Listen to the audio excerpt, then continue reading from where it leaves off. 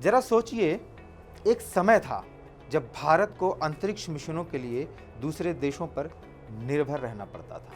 लेकिन आज वही भारत चांद के दक्षिणी ध्रुव पर उतरने वाला दुनिया का पहला देश है। मंगल तक पहली ही कोशिश में पहुंच चुका है और अब अपने अंतरिक्ष यात्रियों को भी अंतरिक्ष भेजने की तैयारी कर रहा है। आखिर पिछले 12 सालों में ऐसा क्या हुआ कि भारत दुनिया की बड़ी स्पेस ताकतों में शामिल हो गया? आइए जानते हैं।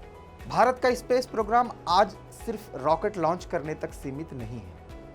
आज यह विज्ञान, तकनीकी, सुरक्षा और आम लोगों की जिंदगी को बेहतर बनाने का एक बड़ा माध्यम बन चुका है। इस सफर की सबसे बड़ी उपलब्धि रही चंद्रयान 3। 23 अगस्त 2023 को भारत ने इतिहास रच दिया जब उसका विक्रम लैंडर चांद के दक्षिणी ध्रुव के पास सफलतापूर्वक उतरा।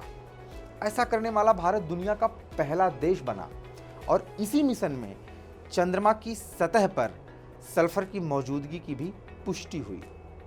इसके बाद भारत ने अपनी पहली सौर मिशन आदित्य L1 को भी सफलतापूर्वक सूर्य और पृथ्वी के बीच L1 पॉइंट पर स्थापित किया। यह मिशन लगातार सूर्य का अध्ययन कर रहा है और अब तक 27 टेराबाइट से अधिक वैज्ञानिक डेटा साझा कर चुका है। अब अगला बड़ा कदम है गगनयान मिशन। इसके तहत भारत पहली बार अपने अंतरिक्ष यात्रियों को करीब 400 किलोमीटर की ऊंचाई पर पृथ्वी की कक्षा में भेजने की तैयारी कर रहा है। इसके बाद भारत अपनी खुद की भारतीय अंतरिक्ष स्टेशन यानी भारतीय अंतरिक्ष स्टेशन BAS बनाने की दिशा में भी आगे बढ़ रहा है।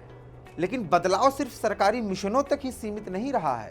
2014 में भारत केवल एक स्पेस स्टार्टअप था और 2026 फरवरी तक यह संख्या बढ़कर 400 से ज्यादा हो चुकी है। सरकार की नई स्पेस नीति, निजी कंपनियों की भागीदारी और निवेश ने भारत के स्पेस सेक्टर को एक नई रफ्तार दी है। आज भारत का स्पेस सेक्टर लगभग $8 अरब का हो चुका है और आने वाले वर्षों में इसे 40 से 45 अरब डॉलर तक पहुंचाने का लक्ष्य रखा गया है। भारत की पहचान अब सिर्फ अपने मिशनों से ही नहीं बन रही है, बल्कि दुनिया के भरोसे से भी बन रही है। याद करिए, 2014 से पहले तक भारत ने कुल 35 विदेशी सैटेलाइट लॉन्च किए थे, लेकिन 2014 के बाद मार्च 2026 तक यह संख्या बढ़कर 399 विदेशी सैटेलाइट हो गई। इसके अलावा भारत ने 61 देशों और 5 बहुपक्षीय संगठनों के साथ 300 से अधिक स्पेस सहयोग समझौते कर चुका है।